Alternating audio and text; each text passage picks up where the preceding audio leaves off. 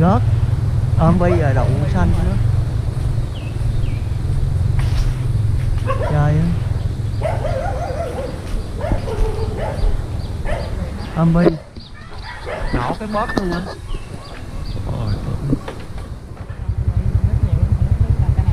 Búp tơ lai nha anh em, rồi ba lên thêm nữa rồi.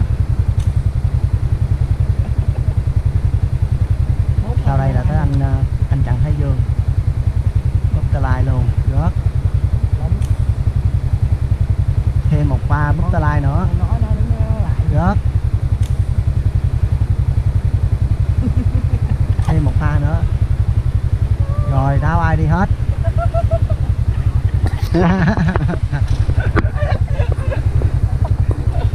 Vui vui vui vui.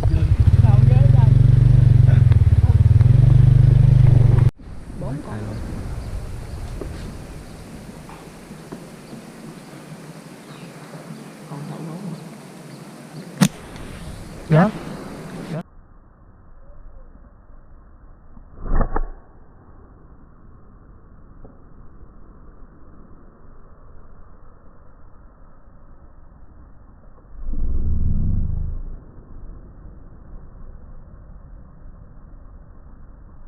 Rớt rồi, rớt đẹp luôn. Đó, rớt. Ngay đầu có gì kìa, vậy à. Đó. Đi vào bển. Đi vòng bển. Quá đẹp. Một pha hạ cu rất là đẹp. Đường này được không? Chắc ngay đầu quá chảy rồi. Đi vào anh lấy. Vòng này. Ở đây không qua không được hả? Đi vòng nữa. Em qua mình hả?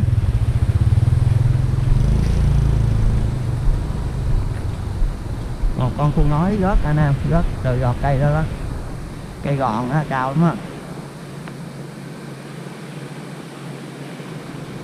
Em nó chạy qua bệnh tận rồi.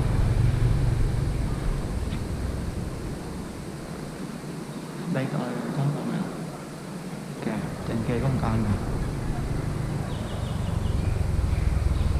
Chào chảo gì. Đây nè Hồ Quy.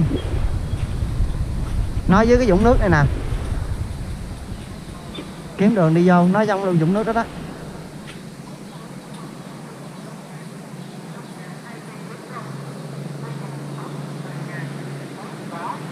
Nó chết rồi. Vũng nước bên này nè. Nè. Nằm dưới vũng nước đó luôn đó. Vô là thấy à, nhìn xuống vũng nước là thấy à. Coi có đường vô đi từ từ thôi.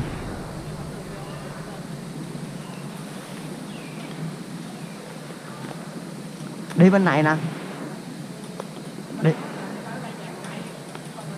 Cây hả? Để coi đường. Gì?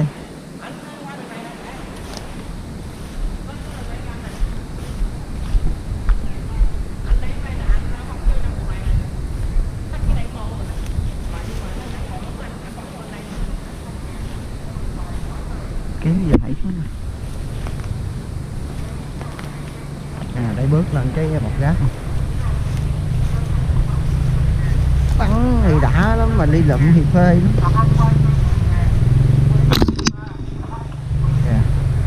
Đó kìa. Lấy cây khều.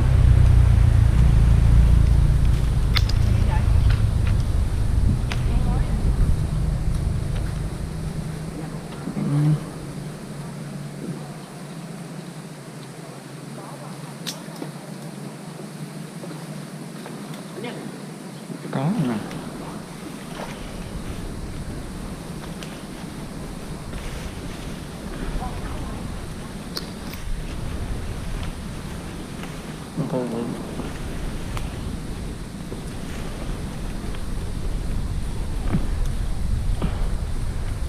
Bắn thì đã lắm mà đi lụm cực quá.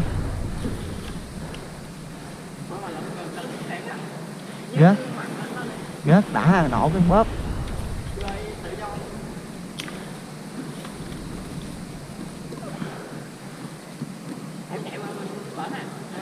Chạy bển đi. Chạy lại đây đi. Cùng nói hết sức bự anh em ơi.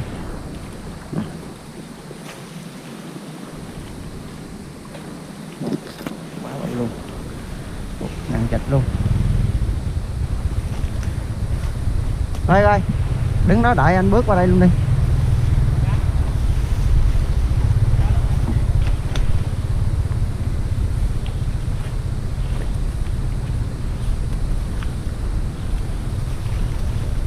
Ây da,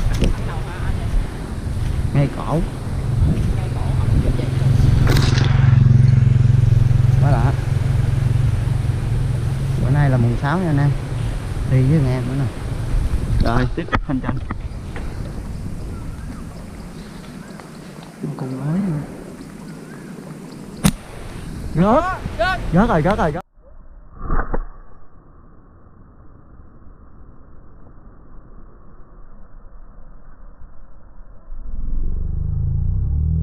Rớt rồi, rớt rồi, rớt rồi. Rồi xài vô lúa luôn. Trời ơi. Xài ra ngoài con.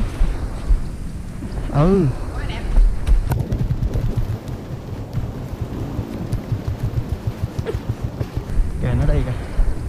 Mấy con này nó làm cho mình đuối quá. Rớt thẳng không rớt đi.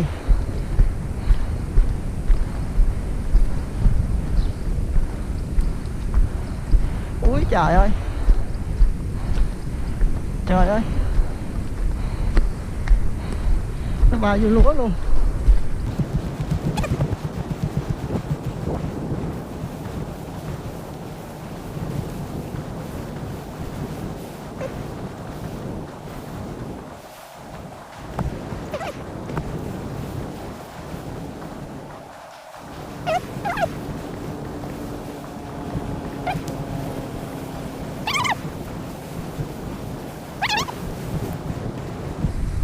Trời ơi, mắt ăn con cu à. Bắn quá đẹp mà không lấy được con cu đó.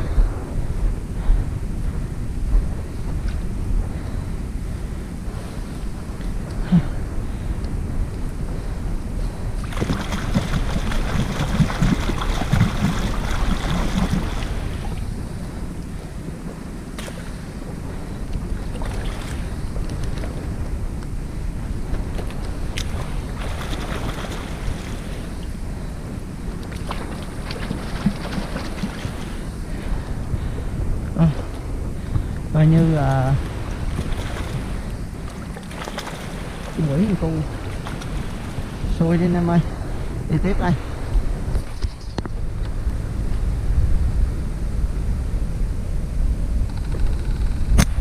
Gớt.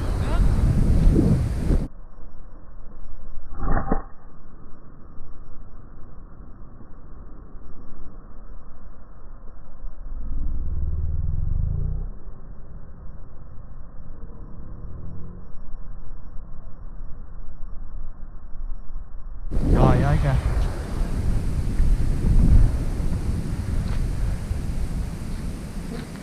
Kìa rớt rồi kìa. Chống cây đó kìa.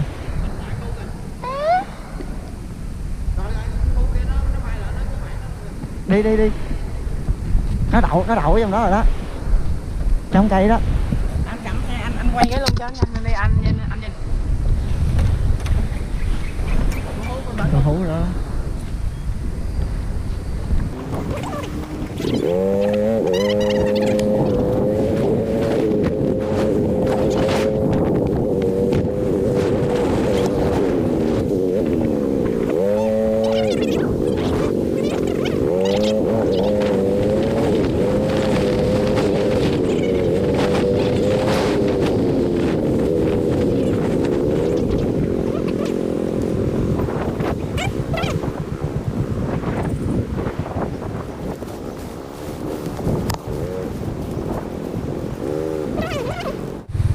Con cu nó vô đây nè, mà không biết nó có rớt không nữa.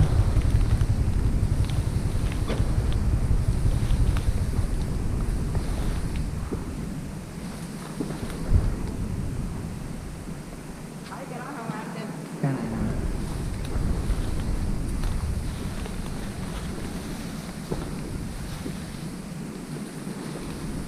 Đây nè. Thấy nó rồi.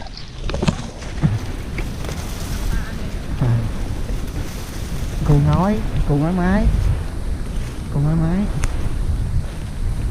trúng ức. Đây.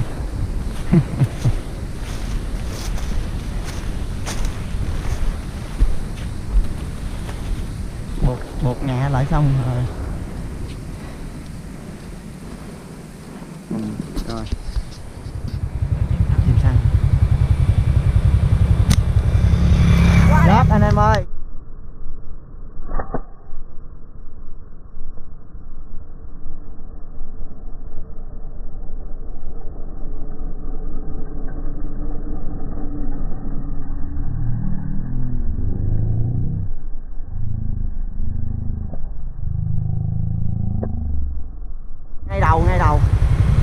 ngay đầu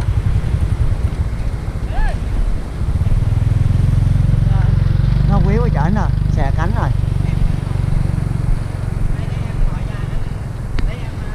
Rồi ngoài đây nó quýu rồi đó, ngay đầu rồi chứ. Ngoài chừng nào gớt thôi.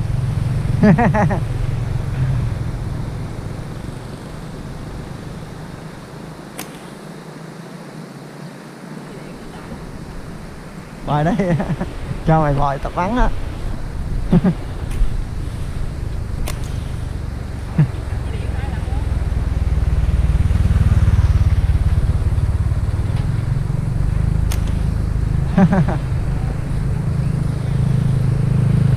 Rồi đó, nó buông tay nè, buông tay đó. Tiếp đi. Nó buông hết chân rồi đó.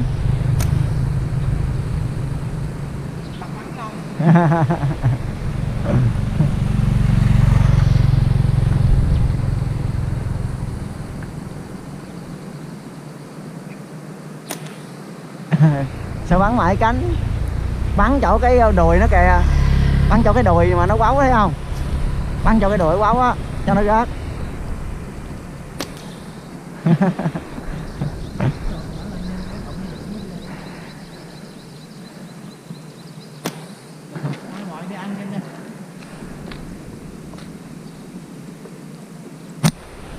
Trời ơi, vậy là rớt nó vậy mà nó ngạn qua bên kia nó này.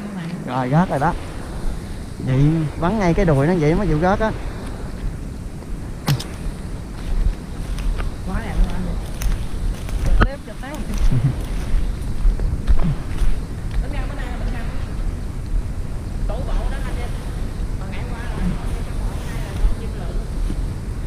Đâu rồi?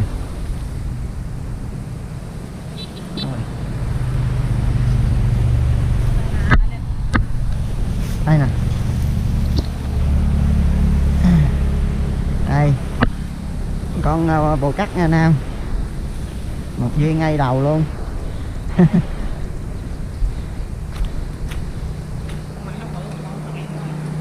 Con này nhỏ hơn con hôm qua.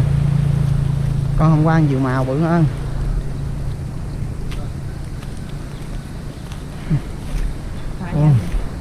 Nè, chỗ đầu có đó luôn nè. Còn đứng này để em chụp lại nha.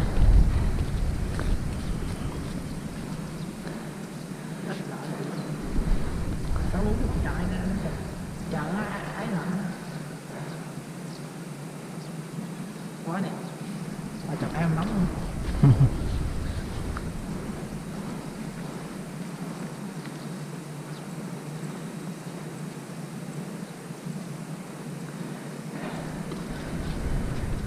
Qua con lạnh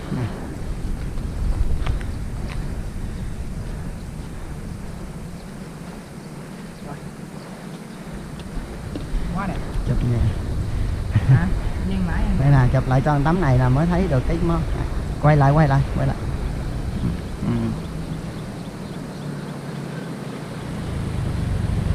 Rồi.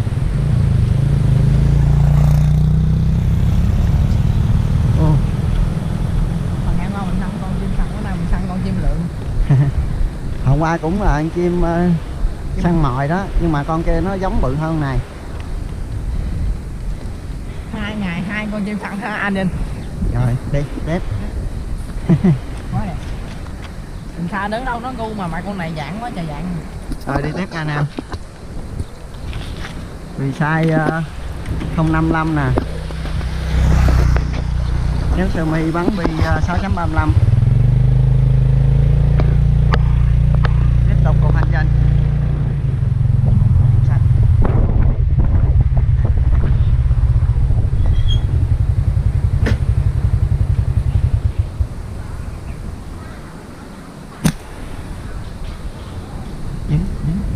Ăn đạn hả anh? Dính bi rồi, dính bi.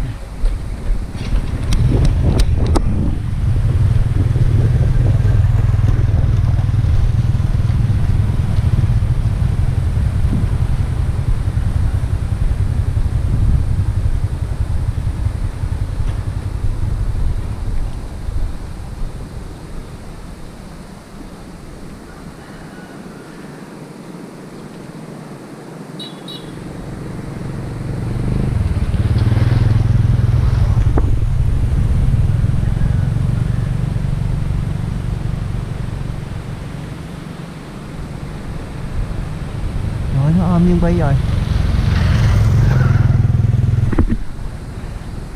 Còn nó dính một viên bi rồi. Nó bay hết được rồi. Đó luôn anh. Nó dính một viên bi bay nó bay. Rồi nó đứng trên cây và lặn cho nó rồi.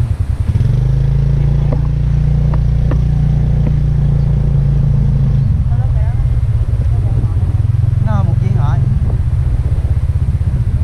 Để đứng ở đây nó thấy nó bay á. Kìa nó kìa. Con này lại con này qua.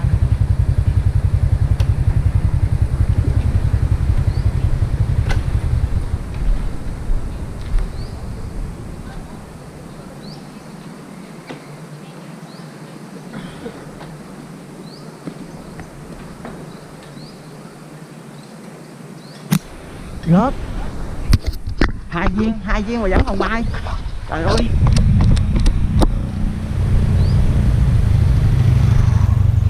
Trời ơi. Anh nó không có dám đắp luôn. Anh em coi nó ôm bi nó lạng rồi. Nó ôm bi nó lạng trên hoài luôn á. Hai viên trong người nó rồi đó. Ngày nó bay chạy lên trên. Y như con cò lúc trước anh bắn vậy đó. Con cò anh đang bay anh bắn xong dính cái nó lạng vậy đó. Này chắc hỏi nó ăn hoài cái người tự do nó. Để coi hồi nó thấm bi rớt không. Hai viên trong người rồi.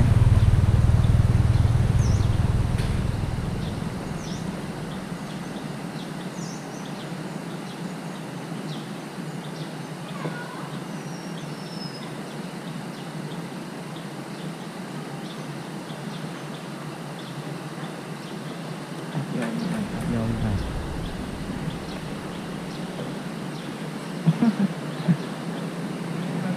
Con này nó Chạy tới để mất dấu.